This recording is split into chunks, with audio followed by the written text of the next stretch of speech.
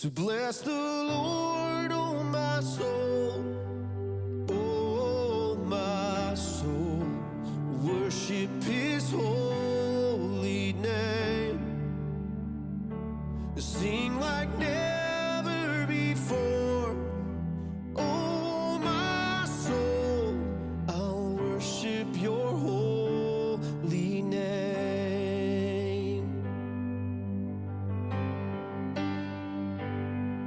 The sun comes up, it's a new day dawning. It's time to sing your song again. Whatever may pass and whatever lies before me, let me be singing till the evening comes.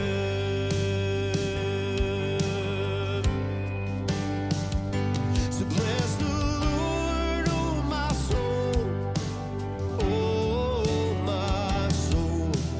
Worship His holy name. Sing like never before. Oh my soul, I'll worship your holy name.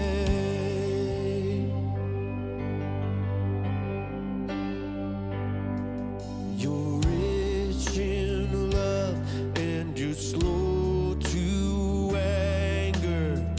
Your name is great and your heart is kind. For all your goodness I will keep on singing. 10,000 reasons for my heart to find.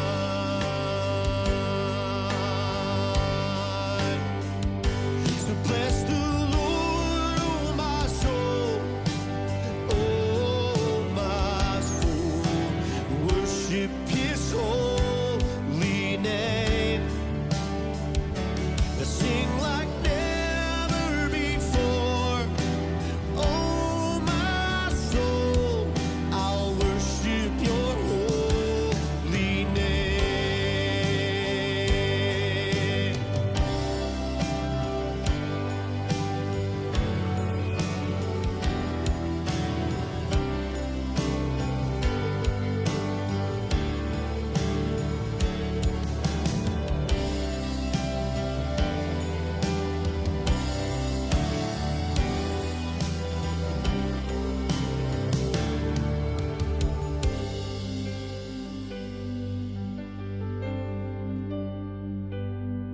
And on that day when my strength is failing, the end draws near and my time is come, still my soul will sing your praise unending. 10,000 years and then forevermore.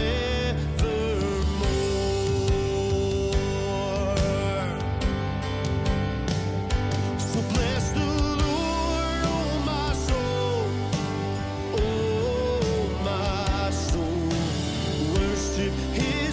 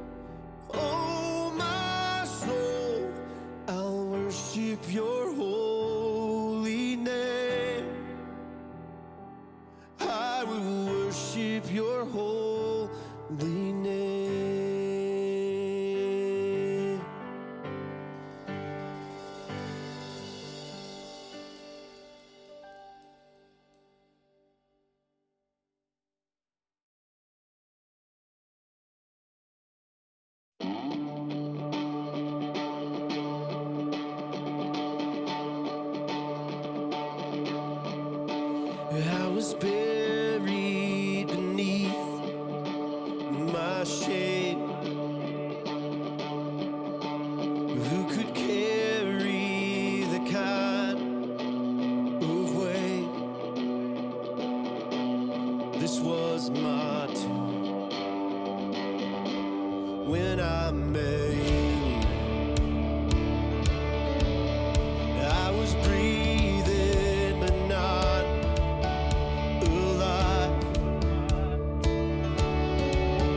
All my failures I tried to hide. This was my tune when I met you.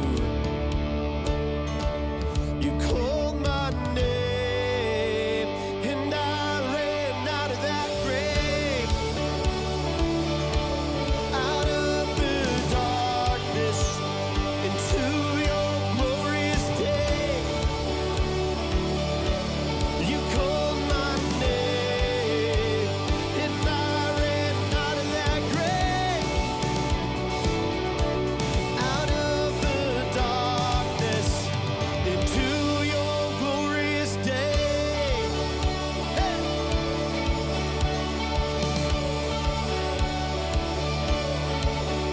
Now your mercy has saved my soul, and now your freedom is all that I know. The old man knew Jesus when I met you. Yeah, yeah. You called my name and I ran out of that grave,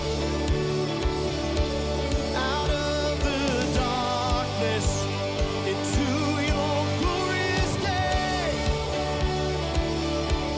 You called my name and I ran out of that grave, out of the darkness into your glorious day.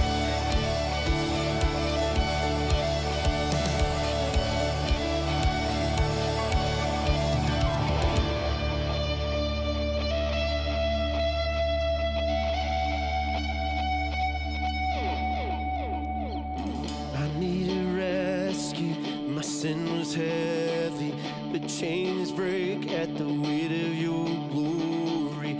I needed shelter, I was an orphan, but you called me a citizen of heaven.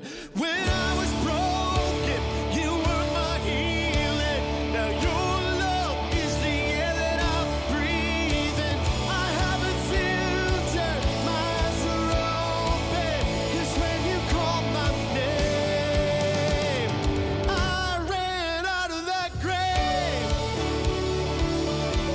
out of the darkness into your glorious day. You called my name and I ran out of that grave, out of the darkness into your glorious day.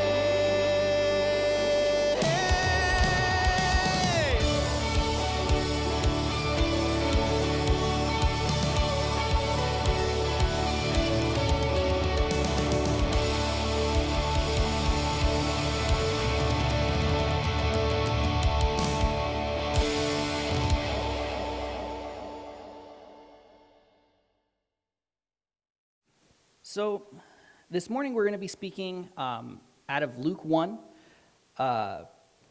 It's a perfect time of year. We're rolling into Luke. We're going to talk about a little bit about our Christmas, the Christmas story over the next couple of weeks, and just focus on the miracle that was Christ's birth and everything that he set into motion throughout the New Testament that culminated with Christ dying on the cross for our sins and saving us. And it's this holiday, during the holiday season, especially, it seems like past October up through New Year's is just time races. Like it's always running from one thing or another. Even during a normal year, it's one family thing after another or one event after another, and it's hard to take time to just stop and reflect. With COVID going on, it's while it should seem in some ways like we should have more time, it seems like there's even more to do and more things that get in the way from just taking that time to stop and reflect and thank God for what he is doing. So we're going to do that a little bit this morning. We're just going to work our way through this Luke chapter 1 and the start of this Christmas story.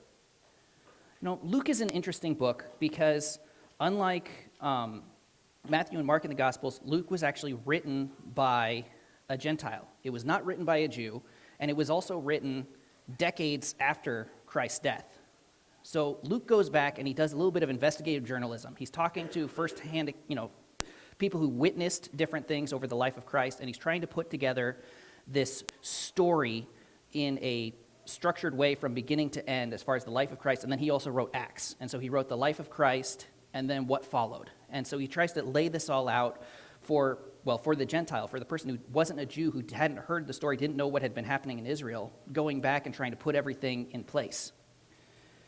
So because of that, Luke's got the interesting thing is since he wasn't just writing about the things he'd seen, he was writing off of reports from people. He spends a lot more time on the birth of Christ than some of the other gospel writers who were more focused on the things that they'd seen and witnessed.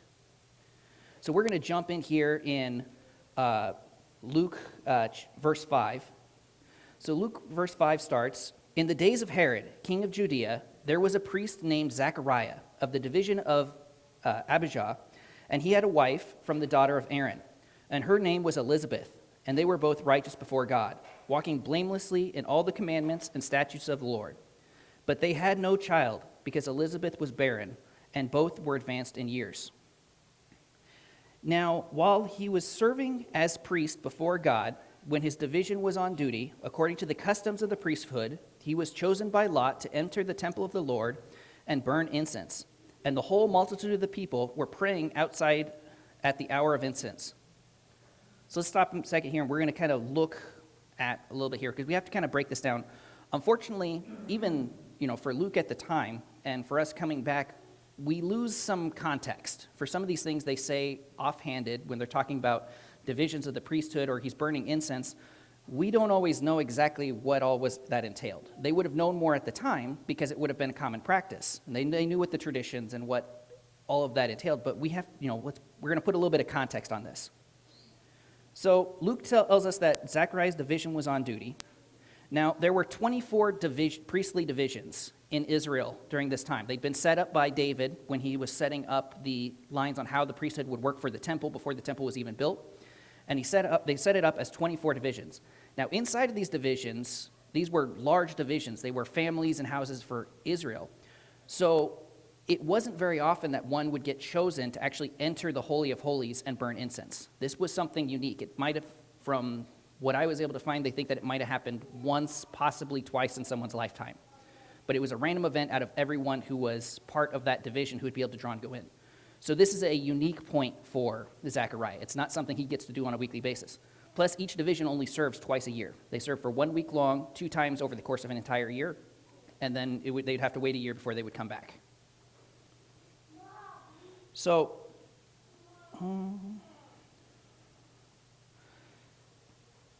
now, while Zechariah was inside at the altar of incense, there was a crowd gathered to pray.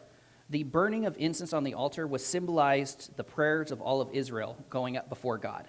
So as they're in there, they're burning the incense inside the Holy of Holies, the people of Jerusalem would gather outside of the temple and they would pray. So there's a good chunk of the city, there's a large crowd gathered outside the temple as he's in here praying, which will help lay some details for some of the future things that happen in this story. All right, we're going to pick back up again in verse 11. "And there appeared to him an angel of the Lord, standing at the right hand of the altar of incense. And Zechariah was troubled when he saw him, and fear fell upon him. But the angel said to him, 'Do not be afraid, Zechariah, for your prayer has been heard, and your wife Elizabeth will bear you a son, and you shall call his name John.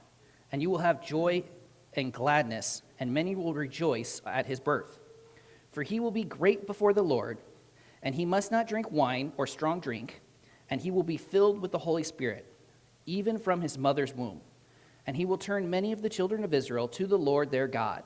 And he will go before him in the spirit and power of Elijah, and turn the hearts of the fathers to the children, and the disobedient to the wisdom of the just, to make ready for the Lord a people prepared.'" So there is a couple of things in here in this description. One that would have really stood out was when he tells him he must not drink wine or strong drink. Now, the not drinking wine, which pretty much everyone drank wine at that time, it was part of the Nazirite vow. This was a vow that was the same vow that was spoken or was taken by or spoken over both Samuel and like Samson. It was part of, there were other conditions of the vow. One was that, a lot of times they didn't shave their head, and sometimes this was a vow that could either last their entire lifetime or it could last for a couple of weeks or it could last for a specific set of time. It depended on how they took the vow. But this was already setting it up, whereas this being part of the vow, it was the angel and the Lord letting them know that John was going to be set aside for God's service. He wasn't going to live a normal life. From the point of his birth, he wasn't allowed to drink wine so that he would be all that already set aside. That term Nazirite that they used for this vow meant consecrated or separated. He was consecrated or separated for the service of God, even from the point of his birth. All right, verse 18. Zachariah is replying to the angel here. And Zachariah said to the angel, "How shall I know this? For I am an old man, and my wife is advanced in years." And the angel answered him, "I am Gabriel. I stand in the presence of God, and I was sent to speak to you and bring you this good news. And behold, you will be silent and unable to speak until the day that these things take place, because you did not believe my word, which will be fulfilled in their time." So, when I used to read the story as a kid, I would get confused, because sometimes you'd read it and it almost makes it feel like Zechariah was a bit of a villain. He didn't believe God when God tells him what he's going to do. But it tells us at the beginning, earlier on in this chapter, that both Zechariah and his wife, Elizabeth, were righteous and upright before God. Zechariah is a man of, not only is he a righteous man, but he's a man of faith. He's a priest, and he walks out what he's supposed to, how he is supposed to behave. But his response to God is not one of faith. He asks God, "How will I know that this is going to happen?" He's not asking God, "How is it going to happen?" He's asking for proof. Prove to me that what you say is going to come to pass, because all of this is against me and I don't want to get my hopes up. So the angel replies, because of that unfaith, you're not going to be able to speak until those times. He asks for a sign, for proof. The angel gives him what he asks for, but it could have gone a different way.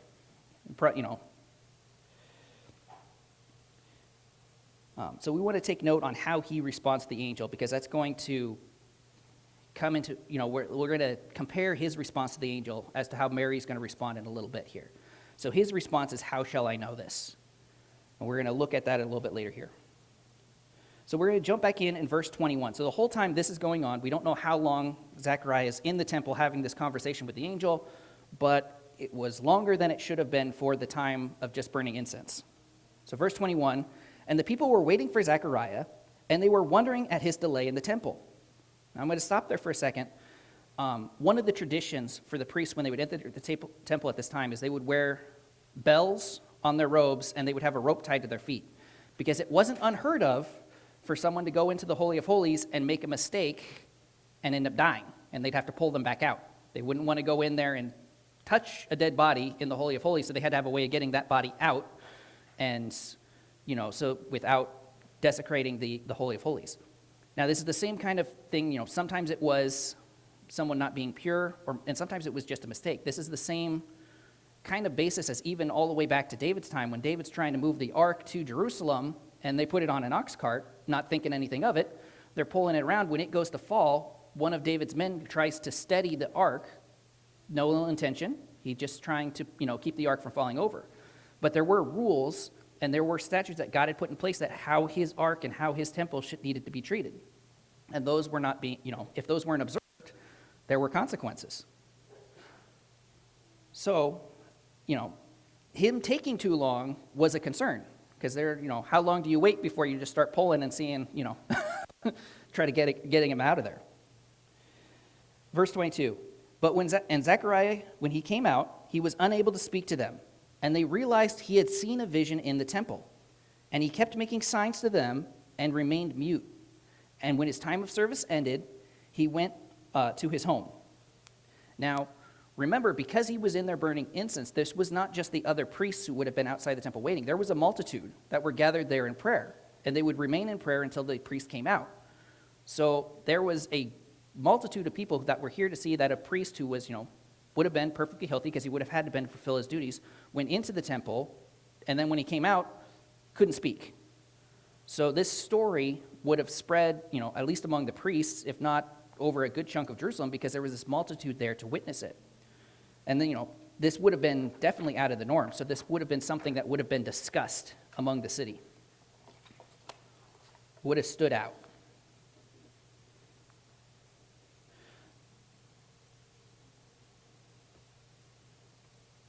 Now, so let's jump into verse 24. It says, "So after these days, his wife Elizabeth conceived, and for 5 months she kept herself hidden, saying, 'Thus the Lord has done for me in the days when he looked upon me to take away my reproach among people.'" So we're assuming here that, because we know that later Zachariah was able to communicate by writing, at least to some extent, that we're guessing anyway that he informed Elizabeth here somewhere. At least it doesn't state that she was surprised when she suddenly became pregnant. But because it would have been a spectacle and it would have stood out, she secludes herself for a time, so that it's just her, basically waiting until it's her time to have the baby. Let's jump back into verse 26 here. Now we're going to start looking at, we've kind of looked at John, the prophecies leading up to John, and the angel talking with Zachariah, setting up the birth of John, who would foretell Jesus' coming. Now we're going to look at Mary and the prophecies and the settings leading up towards Jesus' birth. So in verse 26, in the 6th month, so this would be the 6th month of Elizabeth's pregnancy, the angel Gabriel was sent from God to a city of Galilee named Nazareth, to a virgin betrothed to a man whose name was Joseph of the house of David, and the virgin's name was Mary. And he came to her and said, "Greetings, O favored one, the Lord is with you." And she was greatly troubled at the saying, and tried to discern what sort of greeting this might be. And the angel said to her, "Do not be afraid, Mary, for you have found favor with God. And behold, you will conceive in your womb and bear a son, and you shall call his name Jesus, and he will be great and be called the Son of the Most High, the Lord God. And the Lord God will give him the throne of his father David, and he will reign over the house of Jacob forever, and of his kingdom there shall be no end." So, similar to how the angel appeared to Zachariah, just 2 miraculous appearances, angel appears to Mary and he makes this declaration. Different, but similar to what was said to Zachariah. Verse 34 tells us Mary's response. Mary says to the angel, "How will this be, since I am a virgin?" Now, there's a difference between Mary's response and Zachariah's response.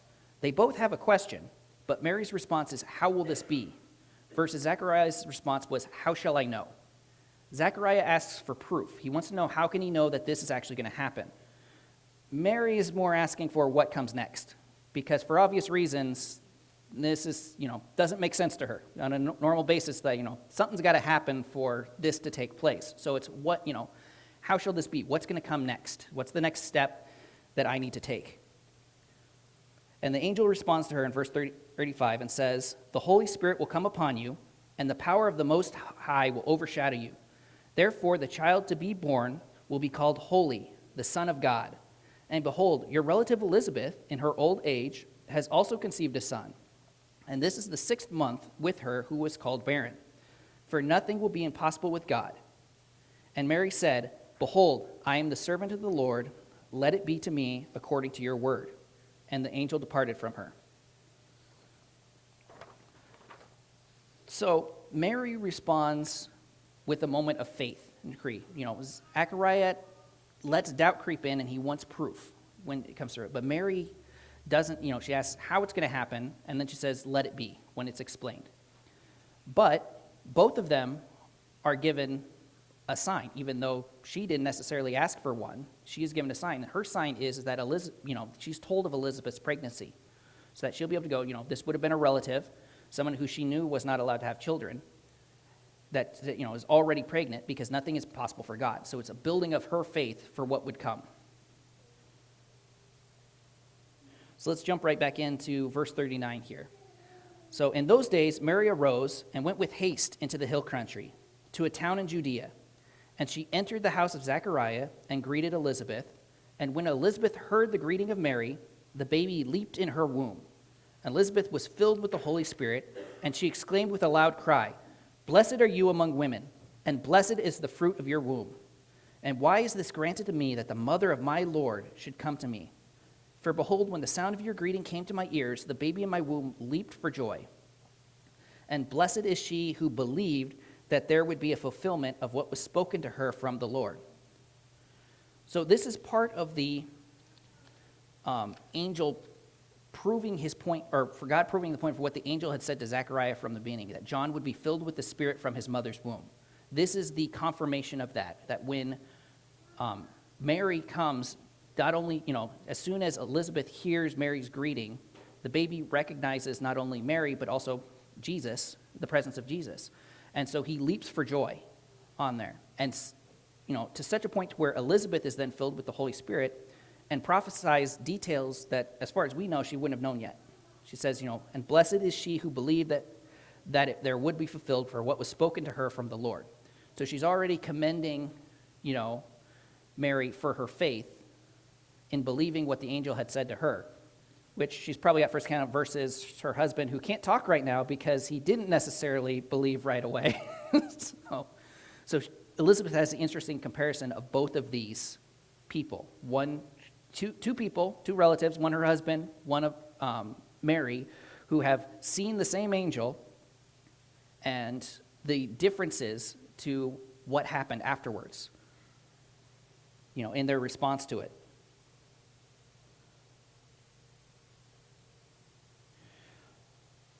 All right, we're going to jump ahead actually to verse 57.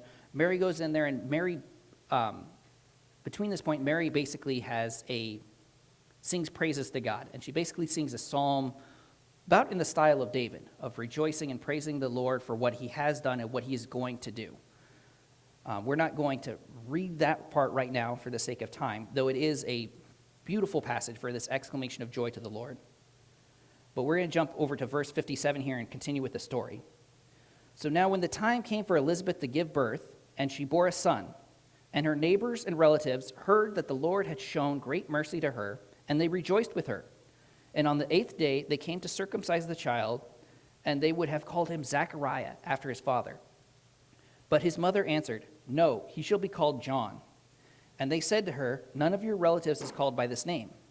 And they made signs to his father, inquiring what he wanted him to be called. And he asked for a writing tablet and wrote, his name is John. And they all wondered. Now, it was tradition at that time for children, especially male children, to be named after, to be given the same name as a male relative or ancestor, someone who would have been along that line. Names mostly stayed with families.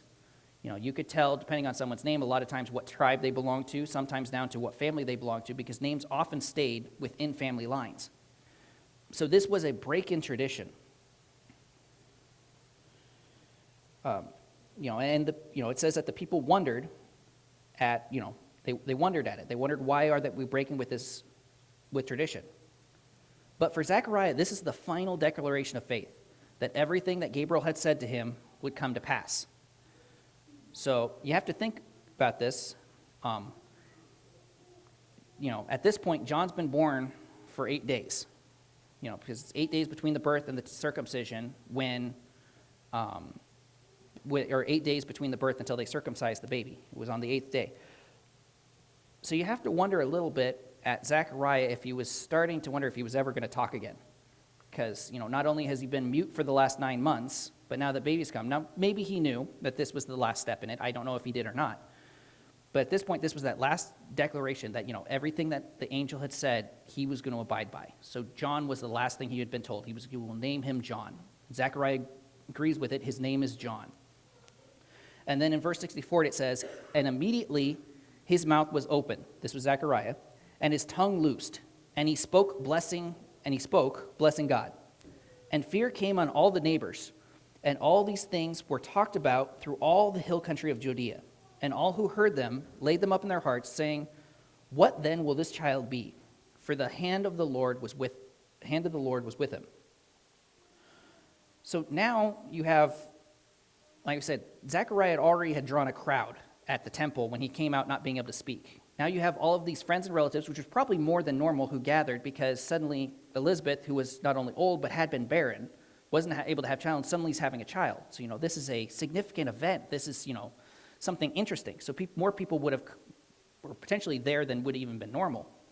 And now you have another miracle dropped onto this family in the same year. So now Zechariah, who was able to speak, then couldn't speak when he entered after he came out of the temple, now suddenly he starts speaking and praising God after breaking with tradition and giving the baby a name that was not in the family line.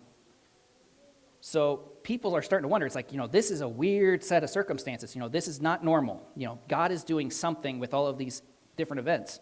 So they said, "What then will this child be? For the hand of the Lord was with him." So this was God already setting John apart, paving the way for the ministry John would need to do so that John was going to be able to pave the way for Jesus later. They were setting him apart so people would know this is a child that's been touched by God, even from the point of his birth, even from the circumstances leading up to his birth. John was going to be a prophet. And, his situation set it up so that people would know that. All right, so as soon as Zechariah declares his son's name would be John, his mouth was open. Now the signs that God had given Zechariah, that he'd be unable to speak until the birth of his son, became a sign for all those that were present, and for all that the story was told to. From John's miraculous conception in his parents' old age to the loss and return of his father's voice, and all who heard and saw these things knew that God was with John, and this would add credibility to John's ministry as an adult when he would begin preparing the way for Jesus' ministry. Now, it says later, Zechariah then, filled with the Spirit, begins to prophesy. And part of this prophecy is in him praising the Lord for what he has done. But we're going to jump down to verse 76 as it more contains with our story here. So verse 76 goes, "And you, child, will be called the prophet of the Most High, for you will go before the Lord and prepare his way, to give knowledge of salvation to his people and forgiveness of their sins, because of the tender mercy of our God, whereby the sunrise shall visit us from on high, to give light to those who sit in darkness and in the shadow of death, to guide our feet into the way of peace. And the child grew and became strong in the spirit, and he was in the wilderness until the day of his public appearance to Israel." So over the course of this prophecy, I think one of them is in this 76 to 80, one of them happens earlier, Zechariah goes, and as he's prophesying, he ties back from the prophet Malachi, who spoke of the Messiah who was to come, and then connects the dots between that and John, and then who would follow John, that this was the beginning of the Messiah's return. So he's laying out not only that what John, his task is going to be, everyone could tell from before that he was set aside. Now it doesn't tell us whether this prophecy happened during John's circumcision when the people were still there, or if this came sometime afterwards. But he connects the dots between between Malachi speaking of the one who would declare the way of the Lord and John, and then also the one who would follow. So he's laying out John's task.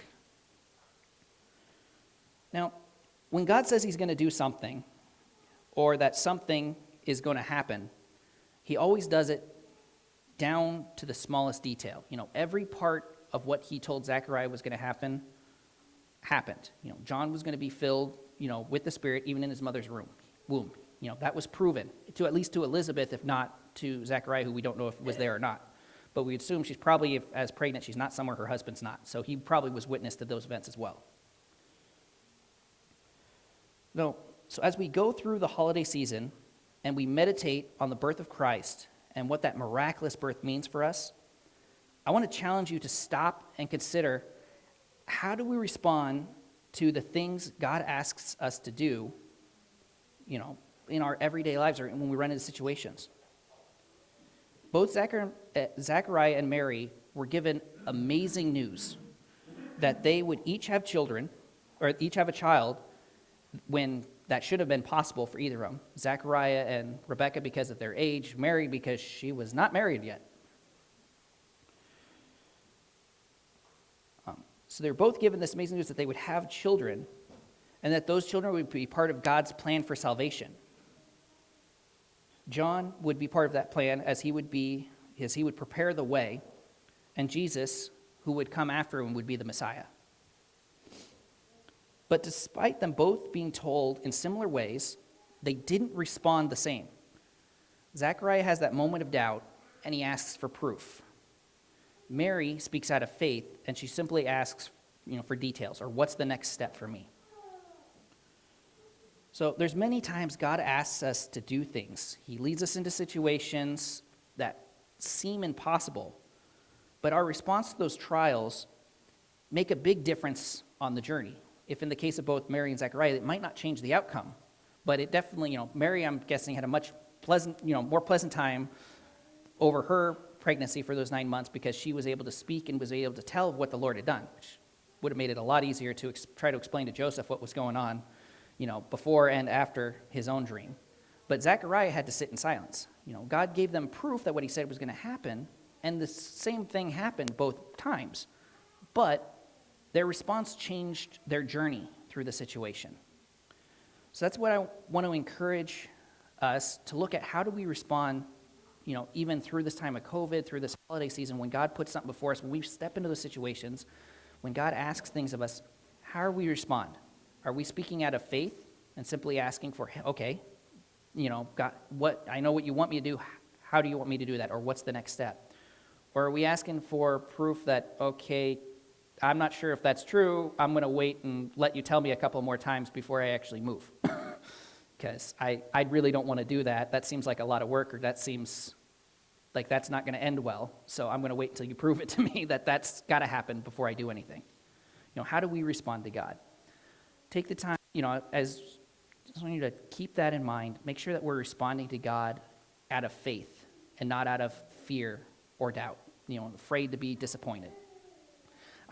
Personally, I think that was the crux of Zachariah's response. It was fear of being disappointed. At this point of his life, he had been praying, apparently he had been praying for a son, which should seem obvious, but, the angel says your prayer has been answered. This is something that he had probably wanted all of his life. So he was afraid to jump on the situation, even though there was precedent for it in their history. Abraham and several other people who had not been able to have children God came to them and told them we'd have children in their own age, and they did. But he was afraid of disappointment, and so he responds, how should I know this is going to happen? Instead of, how will this be, or what should I do next? So keep that in mind as we move through this season. How are we responding to God?